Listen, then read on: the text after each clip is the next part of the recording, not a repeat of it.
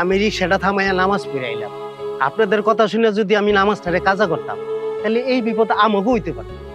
দেখেন, নামাজ ছেড়ে যদি আজকে আমরা যাইতাম, তো এই বিপদ তো আমরাও পড়তে পারতাম। নামাজের কারণে হয়তো এই আল্লাহ তাআলা আমাকে এই বিপদ থেকে রক্ষা করছে। আর আপনাকে কিছু টাকা হয়েছে দেখে আপনার অহংকার বাইরে গেছে।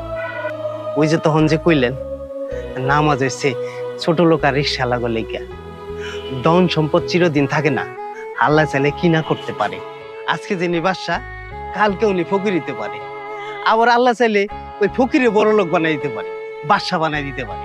আল্লাহ তাআলা আমাকে দুনিয়াতে পাঠাইছে 2 দিনের জন্য। ধন সম্পদ দিয়ে আল্লাহ তাআলা আমাদের পরীক্ষা করে। আপনারা যারা টাকা পয়সার মোহে আল্লাহ তাআলারে ভুলে যেতেছেন, আপনাদের কিন্তু আখিরাতে হিসাব দিতে হইবে। দুনিয়াটা 2 দিনের জন্য, সময় শেষ হয়ে গেলে কিন্তু আল্লাহ তাআলার কাছেই যাইতেই হবে। দেখেন, আজকে আমার নামাজ পড়ার জন্য আমার আপনি কলার ধরছেন, ছোট লোক বলে গালাগালি করছেন।